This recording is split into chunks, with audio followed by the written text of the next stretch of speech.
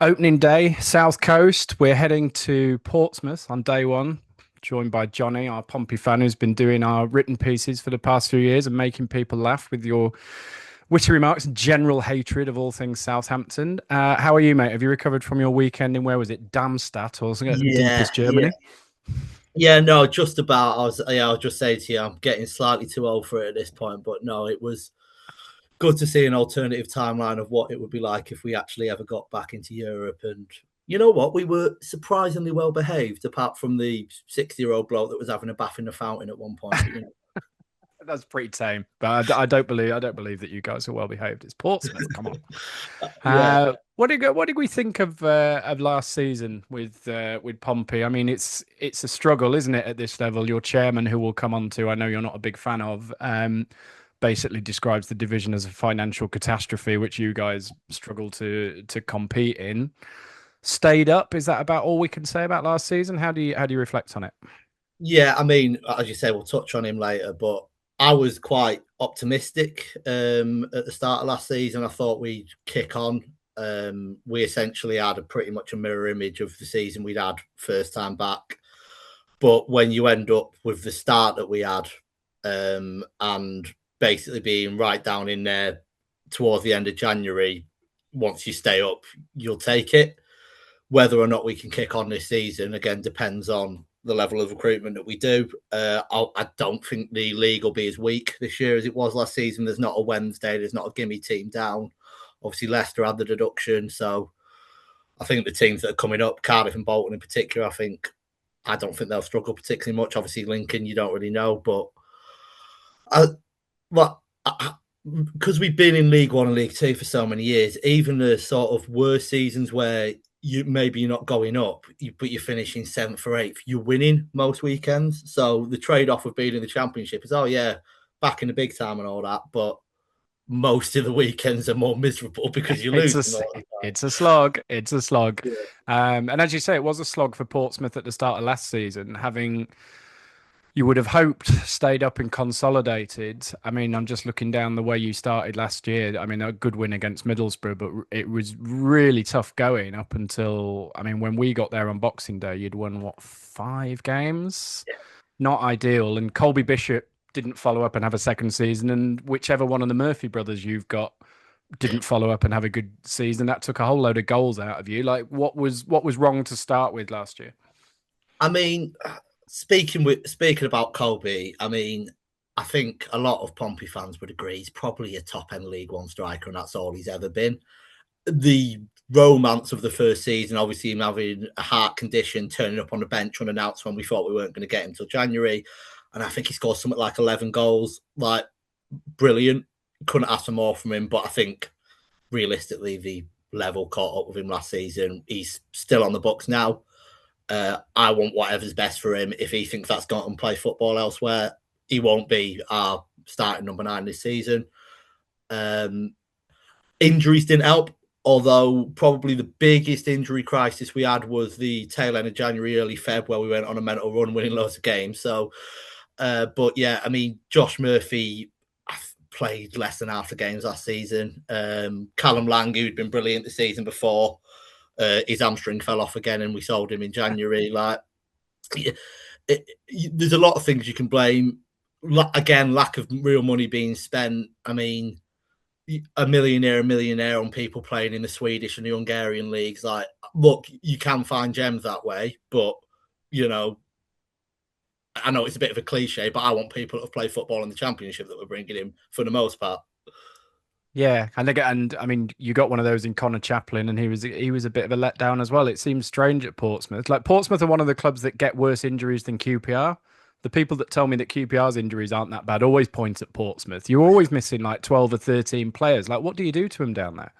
Well, this is it, and this is not since we've been in the Championship. This even in our title-winning season, we were having to sign I people. remember you saying your title winning season was done while missing like a dozen players Yeah, with yeah. various ailments. Like, No one's figured it out. We don't know if it's a pitch at Fratton Park, a pitch at the training ground. I mean, the medical staff, but it's something. If it happens to you once or twice, maybe it's bad luck, but there is something going on, but no one's really figured it out yet.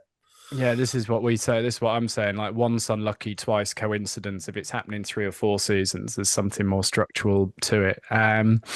But recovered enough to stay up, and John Mousinho, as he'd done the previous season, seems to sort of get it together after Christmas. Where are you on your manager, who was prior to Michael Scabala's appointment at Bristol City this summer, was quite heavily linked to Bristol City, which they didn't seem overly enamoured with. Where are we on John Mousinho?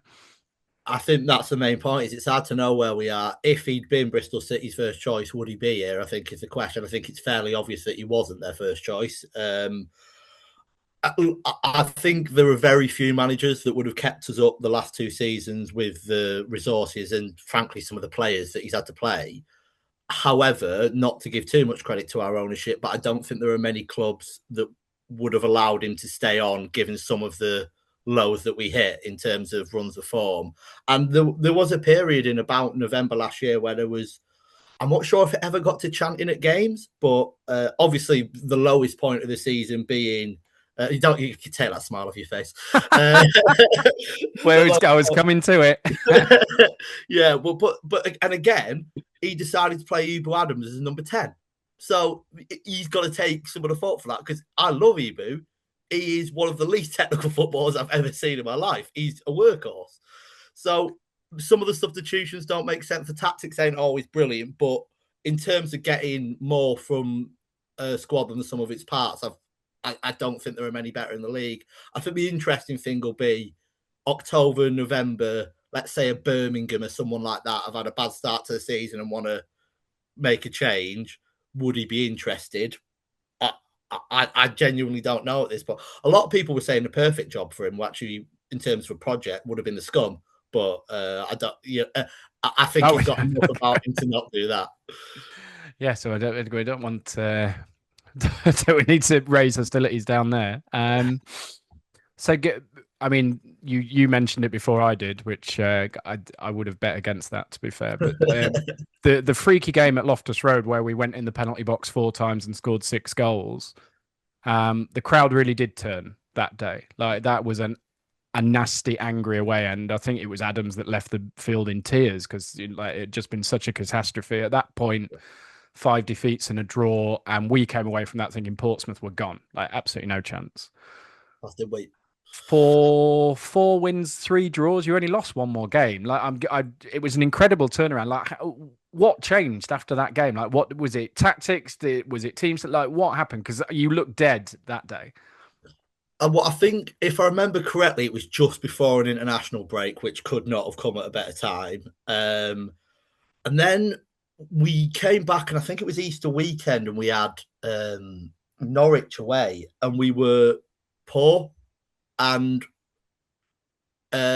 managed to somehow keep it down to 1-0 for most of the game, and then nicked an own goal equaliser. Then on the Monday, we had Oxford at home and only managed to draw 2-2 because of a red card. But it was a couple of backs against the walls. Right, there's the spirit's still here.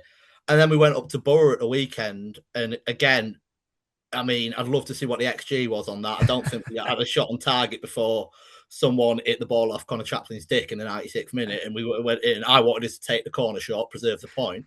But I think, again, and it does sort of come back to the manager, I think he, reminded him we are still we're the same team that went to Millwall away and won. We're the same team that beat Borough. And we did have some people coming back in towards the end of the season who had been out injured. It's funny you mentioned the only loss we had in the last 6 was actually the game we stayed up at. Coventry beat us 5-1 to win the league. But I think, it was the international break coming in and a bit of grit about us, which I think is the exact opposite of that QPR thing. Because again, I wasn't at the game, but apparently we created quite a bit as well. Like we had chances, and it's basically we didn't play well for the rest of the season after that. We did the exact opposite of we locked in and won while playing badly. Is this an Ian Holloway thing? Like when he was with us the second time, and like when you backs to the wall and you've just got to muck it out and get a result and fight dirty, and you've got players injured and there's no expectations. Like that year, Wolves got 100 points in the Championship with Jimenez and Jota and Nuno and all of these people. Ian Holloway's QPR beat them at Loftus Road with goals from Connor Washington and Matt Smith. But that QPR team also went on three separate runs of 60 feet in a row that year because every time Holloway tried to open it up and we're going to play football now, like QPR of old and all that, it went to shit. Like you've got to know sort of what kind of team you are. Is it just that Portsmouth are like men behind the ball, direct, turn people around at home, rinse them, and then as soon as you try and like play and be a bit more expansive, like you say, if you're just signing people from Hungary and Sweden and whatever, you don't really have the resources to do that. I think that's exactly what it is, and I think it's one having the sort of vague idea of an identity of being gritty, but also not really caring too much about your identity in terms of the way that you play football. You play football to win, and that means different things in different scenarios. And I would much rather have shit 1-0, wins against the Lincolns of the world next season than have exciting 3 or draws against them. And again, I do think Ibu Adams was a turning point in the season for us when he came in because he just, I mean, within 3 games, I think he was pretty much everyone's favourite player. He scored his first goal and equaliser in the South Coast Derby, but it's just, I know, got us, but like he understood what sort of club he was playing for immediately. And I think that sort of G'd up everyone else. It's like, oh, we've been focusing too much on trying to be a bit pretty here and there. When really, the only thing that'll make you lose this fan base is what feels like a lack of effort, and or not even a lack of effort. Trying to be too fancy, not being the northern team on the south coast that people got a wall from the city club, all those cliches, but that is what that fan base wants. Yeah. And obviously I speak from a lot of authority being born and bred in Salford, but yeah. How's that happened? So how have you ended up supporting bloody Portsmouth? So my dad is essentially, he moved up here in the 80s. When he had me and my sister, he had basically 3 ideas for what could happen. Support Portsmouth, he'll take us to the odd game. Sorry, he'll be delighted. City, odd game, buys the shirt. United, we can fuck off. So, Standard child abuse. yeah. Exactly the same club that I'm in. That's excellent. Let's talk business this summer. I noticed that friend of the podcast, Andre Dazelle, departs to the MLS, a league where there's no tackling and no relegation. So he'll fit in terrifically well over there. You've spent money on a striker, which I presume is why you're saying that Colby Bishop will not be the first choice this year. Marko Milovanovic. I hope I got that right. Moretzi is his nickname. I think that's what we're going Okay, with. good. We'll go with that. So there has been a little bit of money spent, but not sort of Middlesbrough levels. How was the summer gone, do you think? So, I mean, as much as it will make QPR fans laugh, one of the biggest things that we did need to do is replace Andre Dazelle. Yeah, I know you liked him. But Andre the Friendly Ghost, or as I believe he was called, but that was the first maybe 6 months of our experience of him was, oh my God, sort of all right on the ball, very lightweight. When it's not going your way, he's useless. Completely changed the sort of player he was. He was never the hardest in the challenge, but he put himself about a bit more and also had the level head to, when we got the ball, find someone else in a blue shirt. So we've signed a mush from Estonia again. But to be fair, in Germany on Saturday, I like the look of him. Kept the ball well. Always looking for it on the half turn. Again, he's playing a second division German team. I'm not going to get too excited. The Serbian striker, that is the sort of big thing, and it's a change in policy from what we have been doing. It's the most we've spent on a player since the Premier League days. I think it's just over 5 million in pounds. Again, none of us can say that we know what he's like. He didn't actually make it on the pitch on Saturday, so he's still not. We've got West Ham on Saturday. Colby will start that, presumably, because he's still not had any pre-season at all. But I think he had 10 goals on loan in the Portuguese Premier League last season. The sort of nerds that like stats, that we've got a few of those accounts, they tell me that those were statistically good goals. I'll believe them. As opposed to the statistically bad goals Yeah, that count for less than one. yeah, but yeah, and then the big thing at the moment is we're being linked with Abu Kamara, who we had on loan in League One. Went to Hull for over 4 million after that loan spell. Spent last season on loan at Getafe in La Liga. Got injured and didn't really play. But I mean, He's young. He was fantastic in that League One season, and he had a bit of a run for Hull at one point. If we can get hold of him, and the front three is Abu Kamara, Josh Murphy, and the Serbian mush, then that moves me as a front three. However, I was very moved by the front three that we had potentially start last season. I thought Connor Chaplin was going to be a game changer. So I would also maybe like to see us bring in another versatile defender. We've just loaned out Jordan Williams, who can play anywhere across the back four. I would have liked to kept him as a squad player. I can only assume he said he wants to play more games than he played last season. That's been why the decision's been made. But and then the other main thing is keeping hold of Terry Devlin. I'm surprised he's still here. There haven't been that many whispers. I thought Wrexham would have been big in for him, but I think he will finish the season as the best right back in the Championship unequivocally. That was the trajectory he's been on. Maybe not the world's best defender, but works hard enough that he makes up for it. And going forward, he's just unbelievable. Best player on the pitch when we drew at yours on Boxing Day last year was very impressive. Okay, so there's maybe some work still to do, as there should be with a month of window left. What faith do you have in the Eisner family getting that work done? Because I remember in the written piece we did last year, you're not a fan of these guys, right? No, I mean it's sort of twofold. I'm not. The man's a billionaire, so I'm already just morally imposed to his existence. But you know, Wrexham looks fun. Like they look like they're having a nice time, and I'm not actually asking for us to do Wrexham. That I think that is financially responsible. But we've had one of the bottom four budgets over the 2 years we've been in the Championship, and our owners in the top three of the richest people. So when he went on his big rant about how the Championship's a money pit and football in this country is broken and the Premier League needs to share more of the revenue with the lower divisions, he's absolutely correct. A billionaire telling me that money needs to be distributed more fairly across those that deserve it more.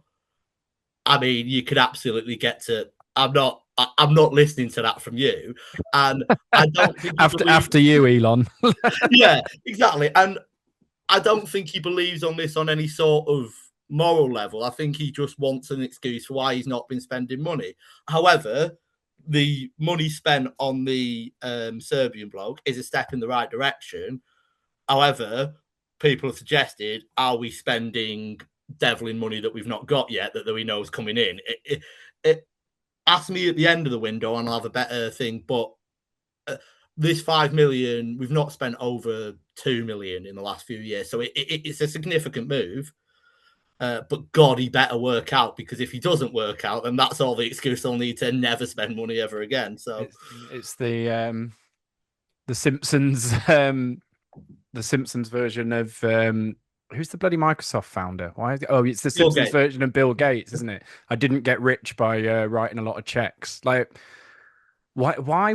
What's he in it for? Like, what's his end game? What's his purpose? Like, why buy Portsmouth? I'm a billionaire. I'm going to buy Portsmouth, and I'm not going to spend any money. And we're going to kick around the bottom of the Championship, and I'm going to moan about how difficult it is. Like, what's the end game? This is what I've never understood. I've never understood what I assumed at first it might have been a Wrexham light, and I assume, because he is proper Hollywood. I mean, Will Ferrell came to a couple of games in League One. It's one of the funniest photos I've ever seen of him in the dressing room, just with a load of League One players. Like, no idea why I stood next to Will Ferrell, but I don't get it. Is it a status thing? Does he know other people that own football clubs, so it's the sort of thing that he should be doing? but yeah, he's mainly into sort of TV production, and I think he owns Tops, the trading card company. But I've never understood this because, to be honest, we didn't spend much to get out to get out of League One. Yeah. Like people just we had the thing of being a relatively big fish, and people wanted to come to us. That's basically what did it for the most part. We spent here and there, but not really anything massive. So again, and I'm not asking for the Wrexham experience of putting in £20 million bids. I'm just saying if our transfer budget is 10 million every summer window rather than 4, as it's been the last few years or whatever that is, that would be, preferable. And also taking a long-term view, um, you'll be significantly more difficult for you to make money or lose less money out of it if we get relegated back to League One, because the attendances will drop off this time, I reckon. I mean, people were very excited last time, but after a certain amount of Fleetwood aways, I know they're Yeah. probably not in League One anymore. Like, No. Yeah, we've had the Fleetwood experience, and yeah, strange way for him to spend his time and his money. Strange thing for you to give up supporter ownership for. I presume the brochure was billionaire owner. Here we go. Like, but it was. like I think it was Premier League in 10 years. But I mean, to be honest, he didn't actually promise all that much. People are just thick, and people people heard rich bloke. People heard former CEO of Disney. They didn't hear the fact that Walt Disney's grandson started a campaign to save Disney because of how evil he'd managed to turn Disney. But I think people sort of read between the lines that wasn't there. But the writing was on the wall from the start. So when we purchased the club, everyone to buy a share put in £1,000, not knowing if it'd work, to save a team that had just been relegated from League One into League Two with a shitload of debt. 3 years later, he picks up the team that have just won League Two and are debt free. And he wants to let the fans know how much he appreciates what they did for him. So he gives them their grand back and no more. Like, not that we even wanted the money, but just as a token gesture to show that you appreciate it. So, no, I've never trusted him. It's more he's signed over the running of it to his kids now. So he's more, the purse strings than he is anything else now. But yeah, his motivations have always eluded me because it's not fun for us, and it doesn't look like it's much fun for. He never comes. He comes like twice a season. I make it to Fratton Park more than he does. I bet he it's so strange. This is so strange. Well, let's get back on the pitch and talk about where you think. I mean, what do you think of the opening? You lot are taking like 9,000 people to West Ham at the weekend, aren't you, in the League Yeah. Cup, which is just off the charts insane.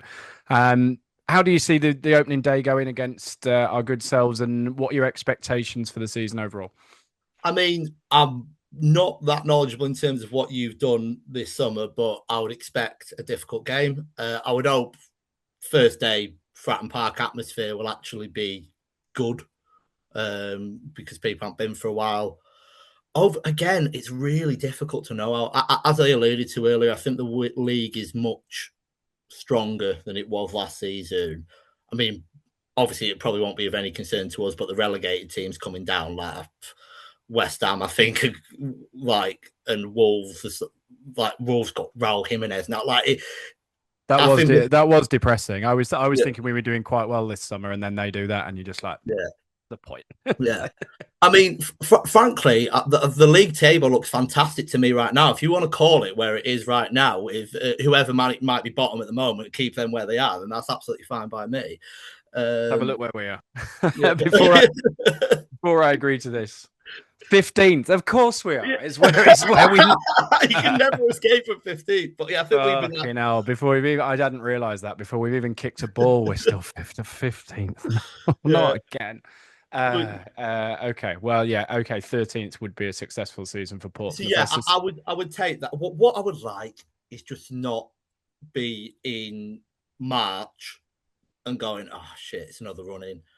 I'm not going to claim top half. We won't make the top half. But if we could just, if we could be you, if we could be you, that would be great. That we would be should remember. ideal. We should remember this when we're moaning about being us.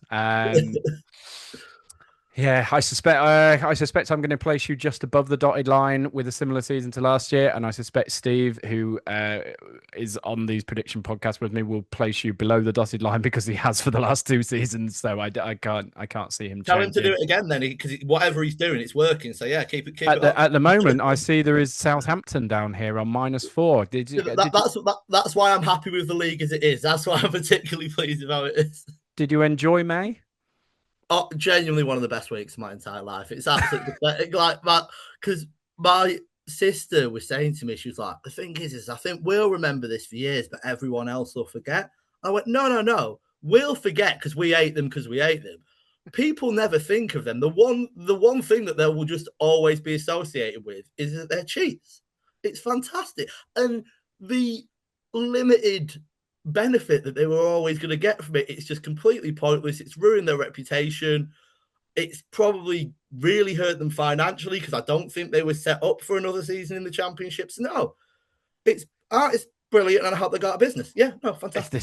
If this season doesn't go well for them and it all collapses because you felt that you had to go and spy on Oxford Oxford. United, I just I'm still lost to Oxford as and well. still lost to Oxford, yeah. And then you all turned up at the playoff semi-final in camouflage gear with binoculars.